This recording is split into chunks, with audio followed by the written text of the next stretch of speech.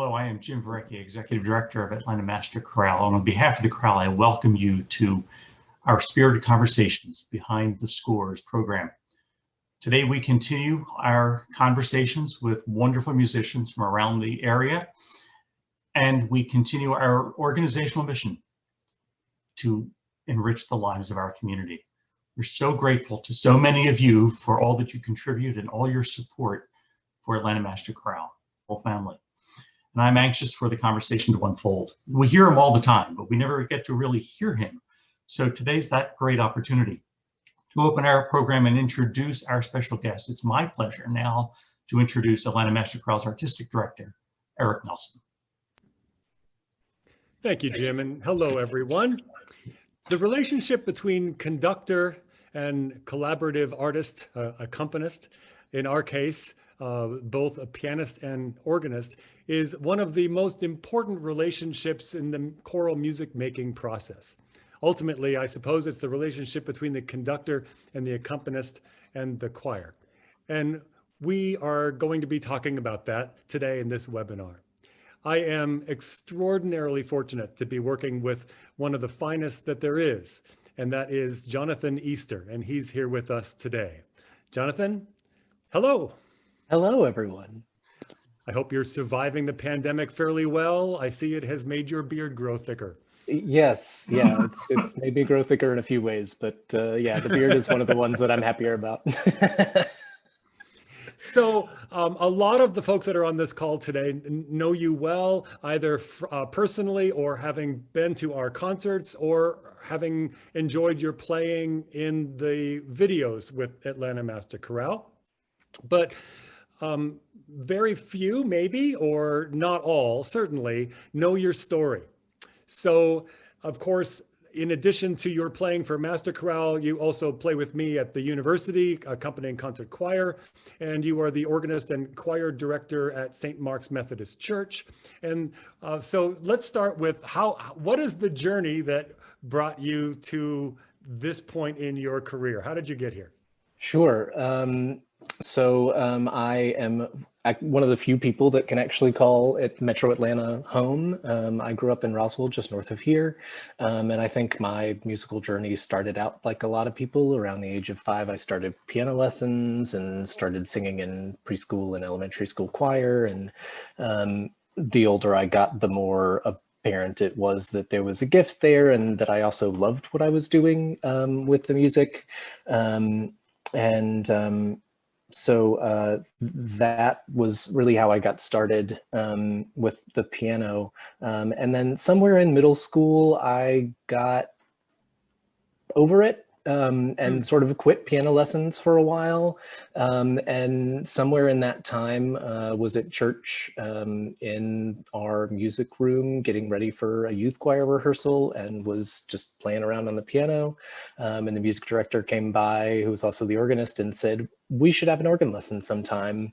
And I think I was 15, and it only took one lesson, and I was hooked and sold from then on. And I think it was at that moment that I always knew I wanted to make music in life. I never had any clue what that might look like and how you make money doing that. So for playing the organ was when I realized that, oh, there might actually be a career in church music. So that was what I went to college for and what I wanted to be trained in. I did my undergrad at Shorter College. Had a great music program at the time, and really thankful for what I gleaned there, and got to have amazing choral experiences there as well under Martha Shaw, who's just, we love her in this choir, and just, we love her. When I was done there, I went to Jacksonville, Florida to take a job as organist choir director at a church. And I was there for about 3 years. My last year there, I had gotten to know the choral director at the University of North Florida. And so for the last year that I was there, I was her accompanist, and that was sort of my first foray into at least what I think of as accompanist, conductor, accompanying for a choir. I'd been doing it every Sunday, playing for my choir at church. We didn't have a separate accompanist, but that was my first foray into the sort of academic world. And then that also became the year that I auditioned for grad schools. I enjoyed working with her and sort of expected it to be a longer term thing, but it just so happened that that was when things fell into place. And so ended up coming back to Atlanta, to Emory, and spent 4 years there doing first a master's in organ performance, and then studying with you for 2 years, doing a conducting degree. And then I, in some degree, never left Emory.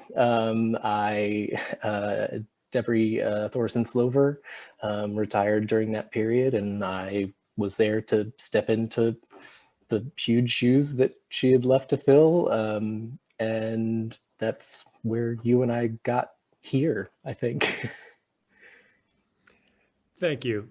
It's fantastic. I probably could spend a half an hour just asking you about that moment when the organ became important to you. I'm an organist myself, not at your level, but I also kind of fell in love with it as a kid, and my goodness, a lot of people don't, right?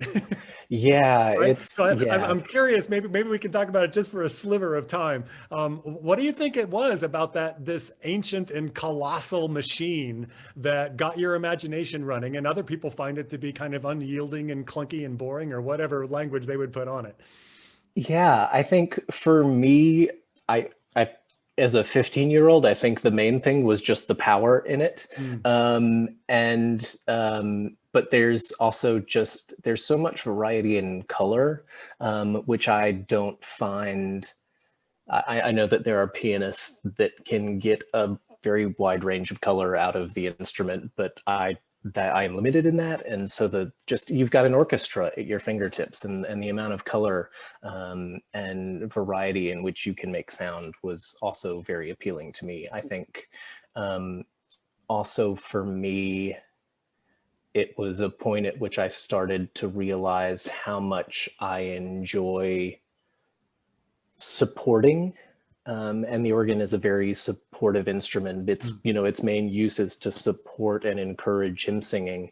And that was also the first time playing a hymn, playing the last hymn on a service and then playing the postlude was the first time that I realized, I think, that I really enjoy that collaborative aspect of music making, not just doing it with myself, but using my gifts to uplift and support music making in a larger context.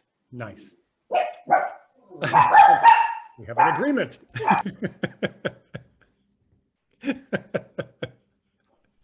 So I have what I think is a big and important question, and I think it's an aspect of what you do so brilliantly that maybe not everybody would fully appreciate.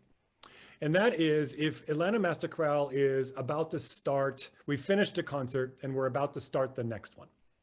And everybody comes to the rehearsal and we pass out the next bunch of music that we're going to be singing on that concert. And in Atlanta Master Chorale world, there is often shorter pieces, 3, 4, 5 minutes long. And if we do a concert that's an hour and 15 minutes long or so, it's not uncommon for us to have 12, 15, maybe even 18 pieces on a program. And everyone comes into the room and they're excited to get to work. And we start that evening the journey towards performance. And I think everybody understands that when I step on the podium, I already know this music, right? And that I'm going to introduce it to them, and I've got a lesson plan, if you want to use that term, and everything is going to kind of go as efficiently and as inspirationally as possible. But there you are. So what do you do to prepare for that first rehearsal? Sure. Well, first and foremost, the notes have to be there. I have to be ready to perform that accompaniment from the get-go. So yes. When do you expect me to have given you the music? At least in enough time to be able to get there. You and I have worked together for a number of years now, and you sort of know where my skill set is. And usually what happens is we'll have a conversation a few months out and say, here's the stack of music. You should really look at this one. And that's, and you also do a really great job of just letting me know what's happening from week to week. Because when you've got 18 pieces in a folder, it can become unwieldy, given that this is an extra part of my life, to review every piece of music before that Tuesday rehearsal, not knowing what we're going to work on that Tuesday. So it's also really helpful that you give me a heads up what's coming, so I can make sure that if I only have half an hour in my day, to make sure that I'm, everything's fresh in my mind, that I can use that efficiently. Yeah, notes have to be able to play everything first and foremost. But I also go through the piece of music, I think, as a conductor, I think as you probably would. I have gone through the individual voice parts and know where they're gonna have a problem picking this entrance note out, and where this leap is going to be a problem, and this key change is hard to find. I've already done that work, so I know what to anticipate, and so I know where I can be a little more helpful from the start. The flip side of that is that I want to make sure that I bring my full musical self to the process from the beginning, but I'm also not the one at the podium. So the flip side of that is I don't want to have made too many decisions going into the process, just because I want to make sure that, we're there for your interpretation. That is your role, and you do a great job of it being a collaborative process with the singers and with everybody. But your idea of the piece is, I feel, my role to carry out.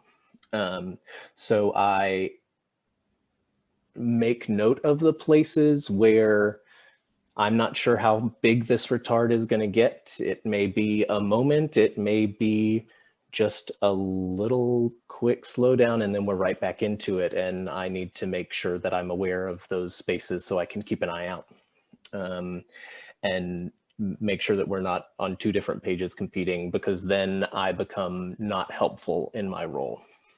So there is, I think for me, there is that balance between knowing that I'm leading in a way and knowing that I'm following in a way, if that makes any sense. Not a simple answer to the question. It does, and let's drill down on that a little bit further in just a second. Mm-hmm. Let's take a pause at this point and listen to an example of our work together. This is the wonderful Randall Thompson Last Words of David, with those wonderful multi-octave scales that all pianists who played this piece have I don't know, agonized over or worried about or enjoyed tossing off. I don't know, depending on the level. Depending on the day, yeah. So Amy, if you could play that for us, that'd be fantastic. Thank you.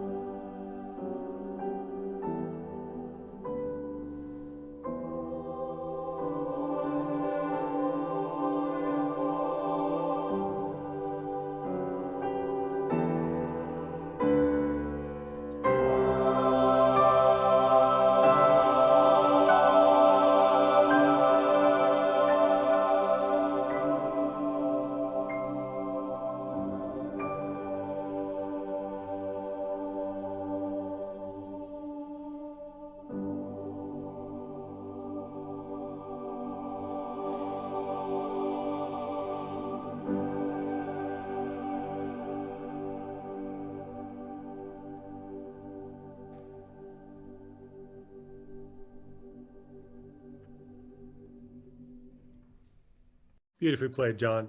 Thanks. So you've had 3 minutes to think about it now. Let's talk a little bit more about this idea of how you are leading and how you are following. It's complicated dance, isn't it?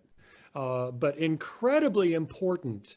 I'll say before you start your answer that as a conductor, I have similar pushes and pulls on me. I'm not just telling people what to do and insisting that they follow. There's a lot of listening, a lot of responding, and adjusting, and almost following of you and of the choir. So I think it's a three-way adjusting in real time is part of what I've missed so much during the pandemic, is that thing that only happens when you're in the room with other musicians. But with that preamble, can you drill down a little bit more with this idea of how you're leading and how you're following? Yeah, well, you I touched on one thing for me that I hadn't really thought about until you said it. But there's, I think I am at least an active listener at the piano as I am doing anything. And I think the level of preparation that has to come for me to do my best at the keyboard, I can't be thinking about what I'm doing. That has to come naturally enough so that I can play and be receiving the feedback, which takes it takes another level of preparedness, I think, in the same way that as a conductor, this has to be natural before you can hear what's going on and adjust this given what the needs are. So yeah, I'm listening at least as much as I'm making sound. And, I will also say that I think that leading following dynamic is different in every space. I've already said that your process is very collaborative, and I always know that my input, my feedback is welcome in that space. But there have been other spaces where I know my role is to sit and play and not get in the way. So yeah, I think it's, and that I think is something that I can only prepare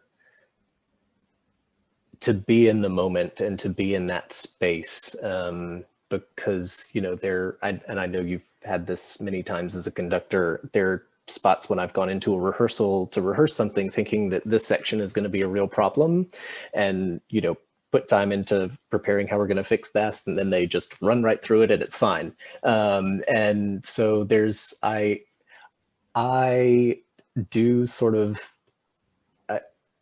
argue with myself over how much prep and how much thinking ahead of those situations is helpful, and how much do you have to wait to be there to see what's going on with whatever ensemble, with whatever conductor. And I don't know if that's an answer to the question. Great answer to the question. You're implying something that I think I'd like for us to say out loud for folks, and that is that, and again, it's related. What we're doing in our relationship is related to what I'm also asking the choir to do in our relationship.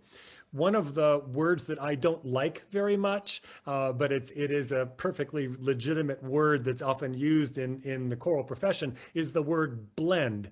I don't like the word blend because it implies that you put a bunch of things in the blender and then none of them are what they used to be. They just become this kind of, mush. And that there's this sometimes misunderstanding among choristers that it's their job to kind of diminish their own individual talent level, their tone quality, their resonance, until they kind of don't stick out or don't get in the way. And this is the opposite of the way that we make music together, right? No, I want everyone in the choir to sing their best. Yes, there is a choral art form that's different than a solo art form. There are modifications to be made in the same way that, downhill skiing is different than, I don't know, cross country skiing. It's a different application of the voice. I'll grant you that, but still I want everybody to sing really, really well. And then when everybody's singing really, really well, then we'll find something that unifies it. And so similarly, I think there is sometimes a misunderstanding among accompanists that their job is to just kind of sit there and not make trouble, kind of play the least problematic version of what they can do that they can, not crescendo too much, not slow down too much, right? Not be a problem. And my feeling is exactly the opposite. I want this extraordinary keyboard artist to bring everything that you can to that piece of music. And then we have to decide together what the framework is for that to happen, right? So you're not suddenly going to start to go 20 clicks faster than I want, right? Or do a big crescendo where we had decided to do a diminuendo. Right? There's limits to it. But within the interpretation that we formed collaboratively, my goodness, I want you to play, right? So I can we talk about that a little bit? Yeah, one thing as we're talking, and I know that there are probably conductors and accompanists on this call, one of the things that I'd just like to stress is just how important communication is. You and I have worked in this space together for a long time, so we now sort of really understand what our roles are and how we do this together. But I would strongly encourage any conductors that are out there, if you're working with a new accompanist, to let them know what you feel like their role is, just to be clear. And I think we, for fear of overstepping, for fear of hurting feelings, we under communicate. And I personally would just love to know what you would like me to do, how you would like for me to participate, and to know that up front just takes the guesswork out of it for me. And so I would encourage strong communication ahead of time, just to make sure that everybody knows their roles and what the expectations are coming into the space. And I think, I think just communication in that is paramount. If it is not, and I think Atlanta Master Chorale is to the point now where that is an established part of our culture. The singers understand that you want them to bring their full selves, their full artistry, their full voice, and the instrumentalists that we hire, same thing. Yeah, what was the question again? You've answered it. Cool. Before we want to play an example of you at the organ in the Schwartz Center, but before we do that, I want to stay here just a little bit longer. One of the things that you're brilliant at and that I appreciate and that we're hinting towards is that you have a role to play in rehearsal, and making sure the notes are correct is huge, right? We don't want to underestimate how important that is, right? If the pianist is making errors, then that starts to stick into the ear of the singers. If the pianist is not able to create a beautiful legato line with a phrase that is where we're headed, then it's slower for the choir to figure that out, right? So both the conductor and the pianist need to be kind of well ahead of the curve, moving everybody towards the direction that they're headed. It's almost subliminal sometimes, how things that get taught that we don't have to mention because it's already in the room, right? Yes. But one of the other things you do is, because you've anticipated where the problems might be, or you're just simply, as a conductor yourself, aware that there is a problem in the room, right? There's a part that is struggling with this moment. You will, without any conversation from me, you will start just kind of bringing out that line, right? If we do it again, you'll ping the thing, and just to make sure that they can hear it a little bit more. It's very common for me when I feel like we're ready to move on that I'll just say, are there any questions on this passage? Or, are we good? Can we move on? And sometimes you're not. Right. So can you talk about that you're actually a co-rehearsalist with me often? Yeah. And I think if there are any singers on here, I'm sure they're chuckling because there are subtle ways in which I do it. And then if there's a note, I will just unashamedly bash it out on the piano when we get there. And I don't know that I would encourage that as a behavior. But I think, yeah, I am always adjusting what I'm doing at the keyboard, again, to be helpful in whatever situation that is. And if it's that I need to drop out the right hand of the accompaniment and play the soprano part in octaves, I think one of the things that I have also learned, just something that I do, I will oftentimes, if there's a specific part, a specific line, I won't just play it at that pitch level. I find that especially while singers are singing, it's difficult to hear the exact same pitch. So I will oftentimes play the octave above or the octave below at the same time, just to give them a better chance of hearing it. And I will also use that depending on the quality of the pitch. If the pitch is a little flat, I'm playing an octave above, so you get a little more of that overtones. If we're floating sharp, I'll play the octave below and help us ground and solidify a little more. So there's sort of those little tips and tricks that I've learned along the way to, and hopefully that aren't distracting in the rehearsal process, but just helping the singer to hear. Yeah, it's incredibly helpful. Thank you for that. We've been on almost a half an hour already, but I've got more. There's more for us to talk about, and chief among those is the organ, which is a huge part of choral repertoire for people like us that are fortunate enough to perform in a hall with a great organ, or for people who have church positions where the choral organ relationship is just week to week part of how we do things. So there's a wonderful piece by William Matthias, Let All the People Praise Thee. And I thought we would play that to remind people of how it works in our space. And then let's talk about the differences between playing for the choir on the organ and how it works on piano. So, Amy?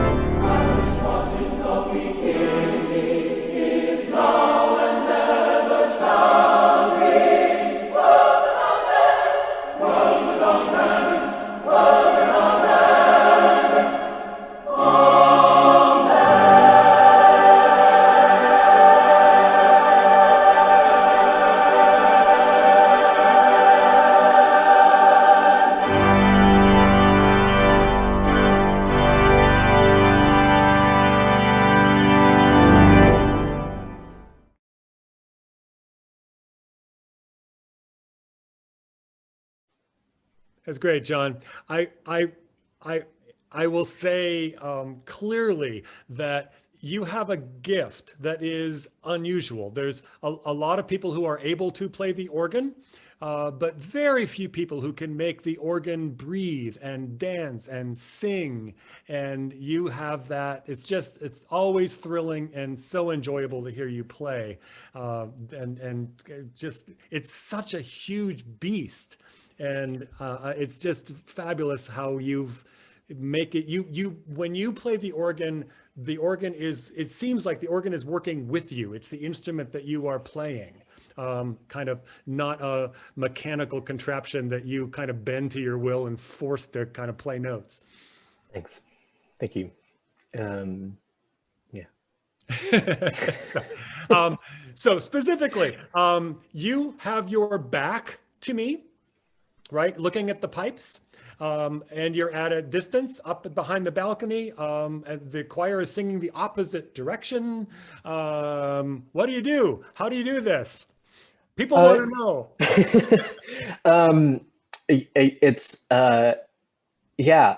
Listening is still the number one.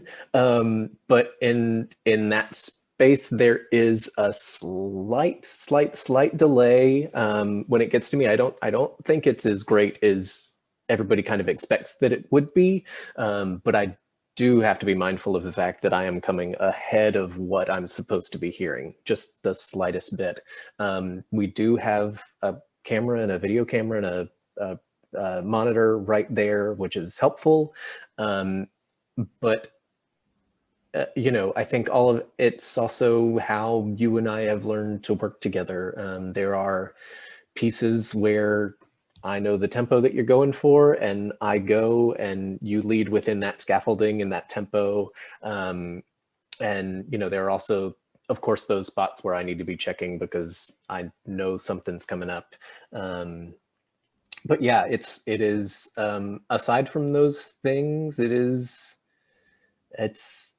the same. It's a little more complicated. You've got registration changes to worry about. You've got the swell box to worry about.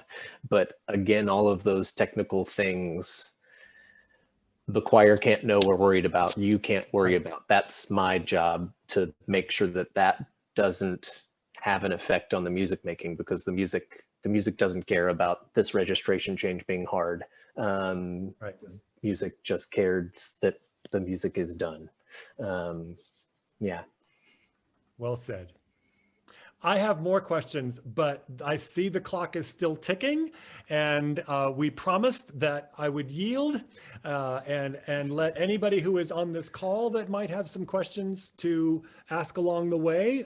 Jim has been monitoring those, and I'll ask him if he wants to jump in and ask any questions at this point. I am going to jump in. Hopefully you can hear me. Okay. Good, because I'm going to keep my face off the screen. One of the questions Beth asks, John, about page turns. Have you tried or thought about using a tablet? Yeah, I am pretty old school when it comes to music. I have music on my tablet for study, but I have not yet bought one of the pedals that you can click to make the pages turn. I think in large part because a lot of times at the organ, especially, both feet are busy as well, and that's not helpful. But I do a lot of copying and cutting and pasting and making sure that if there's not a solid place to turn a page in between this page and that page, I'll copy even half a page or 2 pages and put it up there so I can worry about making a page turn in an easier spot. So I'm pretty analog in that capacity still. Okay. Another question that came in was preference. Do you have a preference of organ or piano? As the accompanist, I should say. I love each for different reasons, and I think in my life I have sort of it's ebbed and flowed whether I consider myself more of an organist versus a pianist, and I love them for different reasons. On the organ, I feel like I have much more agency in creating a mood. I think it's much easier to create a mood, to create a color at the instrument versus a piano, which sounds like a piano all the time. There's obviously variation within that. On the flip side, one of the things I miss at the organ is a certain amount of subtlety. There, you know, I can zhuzh a phrase at the piano just slightly, and it's harder to zhuzh at the organ. You can open the swell box, but you run the risk of it going too far and coming out of the texture more than you wanted it to. So yeah, there is a subtlety in the organ that I miss that I really enjoy at the piano, but there's also an overtness, I think, at the organ of just creating color, creating texture, creating mood and emotion. Okay, another one, I think we've actually answered this. We've kind of walked around it and danced around it a few times, but you and Eric obviously discuss a lot before rehearsals even get underway, before the concerts are anywhere near us, about the actual music. Is there any other things you want to say about discussion of your accompaniment, or is there a discussion on that level, or is it about the piece in general? It depends on the piece. There are some pieces that we won't talk about, that we'll just get together and go because it's a simple enough piece. And if we're doing the Brahms Requiem, we've had really specific talks about where this tempo changes and that kind of thing. So I think it just depends on the piece. And yeah, I think it just depends on the situation. But I think if I can be helpful, if there's something that you as a conductor want to be very specific about, be very specific about it and make sure your accompanist knows ahead of time. It just saves an awkward moment in rehearsal. Yeah. And I know we talked about this in a sense with Eric and yourself, but in a general way, because obviously we have choir people and accompanists tuning in here to kind of pick up pieces and tidbits.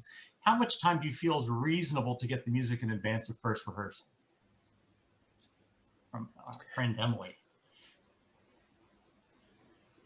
Depends on the music and the process. I think if you're handing somebody 18 pieces of music, a month minimum, I think would be appropriate. If you're coming in for a gig and you've got a piece of music, it could be a week or two.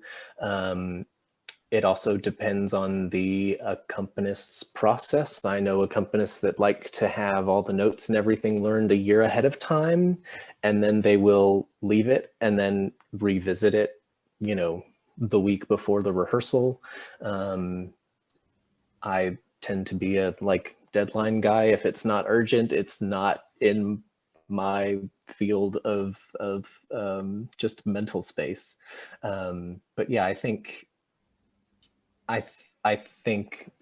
even if it's something small, even if it's just something short, I think a week to just life happens, and you want to make sure that they've got the time in their schedule in their life.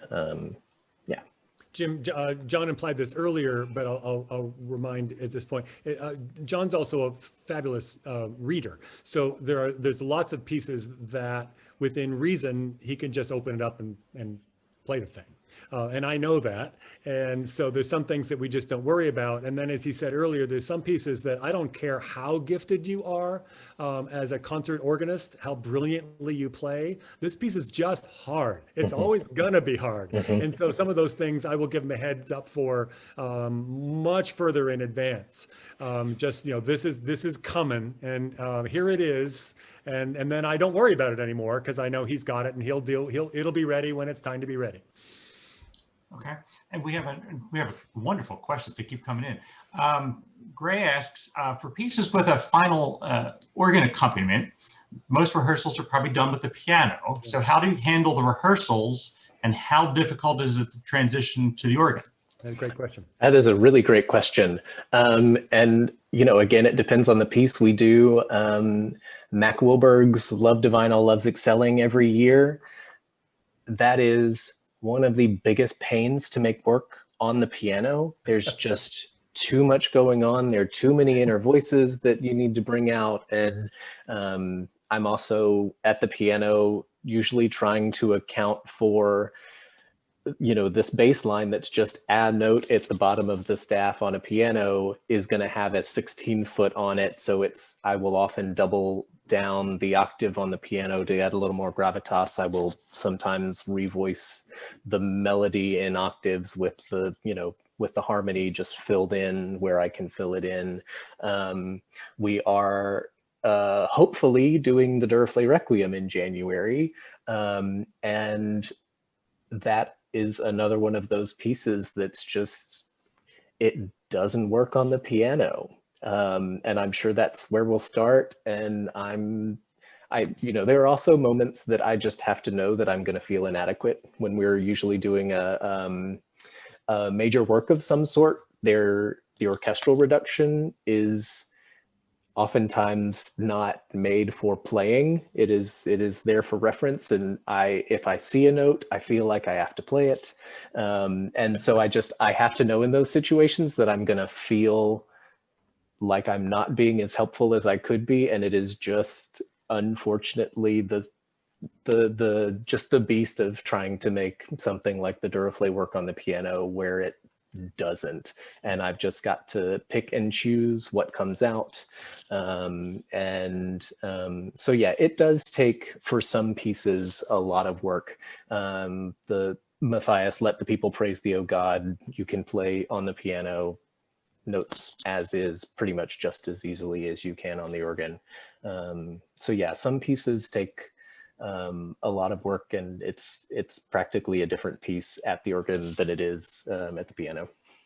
I will add into that I have to build in some rehearsal time for the choir to adjust, because just as you know, the attack of a piano that's also sitting right in front of them versus the slightly different attack of wind through a pipe at a distance, they have to kind of figure out where the pulse is, and that takes a couple of run-throughs. Although again, Atlanta Master Chorale is so experienced at this point that happens very, very quickly. When we make that adjustment with the school choir, sometimes the kids in my college choir have never sung with an organ like that, and it takes them a little while to realize what to listen for. Yeah, I'm going to combine two of the questions. One is kind of like for you, John, like a shout out to like what church and school programs in the Atlanta area were you part of? It kind of gives recognition to kind of what formed you and brought you here. And then the last part of that would be another question. Speak to the reality of being part of what has now become a really world-class chorale. Sure. I grew up at Roswell Presbyterian Church, which has, I think, always had a just really solid music program, really solid folks in those positions. And I think I've also been fortunate in the conductors and musicians that I've worked with were also really great and kind human beings. A lot of times, you've got somebody that's really talented in a role, and the human aspect of it is lacking a little bit. So I was also really fortunate that the musicians that I've worked with in my life were very just kind and compassionate human beings. And so that's always been how they've been at Roswell. I was really fortunate in my upbringing. The elementary school, middle school, and high school had all, up until high school, they had recently switched directors, but had for a long time been, had the same people in those roles. So they had a just great feeder system, and just all sort of understanding who they were preparing you for and what they were preparing you for as you progressed in school. That doesn't happen as much anymore in schoolings, unfortunately, but they had just a long history at Roswell North and Crabapple Middle School and Roswell High School. Shorter College was just a fantastic place. Peter DeWitt was my organ professor. He was brilliant and very historic keyboard guy. Also did some work on harpsichord with him, which has come back into my life. I didn't really expect that that would be a thing. And then, yeah, Martha Shaw, just really brilliant. And getting to work with Timothy Albrecht and Eric, obviously, has had a huge impact on my musical life. Yeah. And then being part of the world-class chorale. Yeah, it's weird. I I forget that you're kind of we're a local community choir, and that's still how I think of us. But you know, you will occasionally get an email from somebody in New York or Maine or something who's watched our YouTube video and send something out. I remember one day we were walking across the street at the Pride Parade and somebody shouted, "Hey, aren't y'all in Atlanta Master Chorale?" and turned around, and it's weird. I've always really enjoyed my anonymity in life. And so that's really, it's mostly been weird to know that our YouTube channel is seen all over the world. Yeah, so that's been weird. Jim, our time is up, so I'm going to just make one more overarching comment that might be helpful for the conductors and accompanists on the call, and then we'll do the concluding part of this. And that is that part of why our relationship works so well, even though we are passionate musicians with strong opinions, is that, and I just hope you've noticed this during the course of our conversation, that everything that I do in preparation for rehearsal is in service of the music and trying to figure out the best way I can to get that music to sound as good as it can, and for the audience's sake. And John has said much the same. There's a sense there of serving the organization, to do what it takes to be part of the learning process and ultimately performing process. And I think that that should be a given in all situations, but perhaps it isn't. But Atlanta Master Chorale is not about me, and John's playing is not about him, though I'm trying to do it as well as I possibly can, and so is he. But we are all serving something that is more important than us. And when that works, there's nothing quite as wonderful as that. Agreed. John, it is an absolute joy to work with you, and I am so looking forward to hopefully soon being back together and handing you a stack of music that we will learn together. And thank you very much. Working with you is one of the joys of my career. Thanks. Likewise. And I also can't wait to be handed a stack of music and get back into it. So thank y'all. Hey, thank you, John, for all you do for us. And thank you, Eric, for what a great conversation. Thank you so much for this. It's been phenomenal. I want to thank everyone who's joined us today to be on this conversation. I just want to remind you of some of the upcoming events that will be happening, especially our upcoming Spirited Conversations, which you can see on your screen. We have one coming up May 10th with Dr. Andre Thomas. And then on June 21st, our own publisher, Mark Lawson, who's the president of ECS Publishing, will be our guest. And our own board member and famous Atlanta tenor, Sam Hagen, will be joining us on July 13th. And the co-founder and CEO of the Atlanta Music Project, Dantes Rameau, will join us on October 30th. Complete details will be on the website.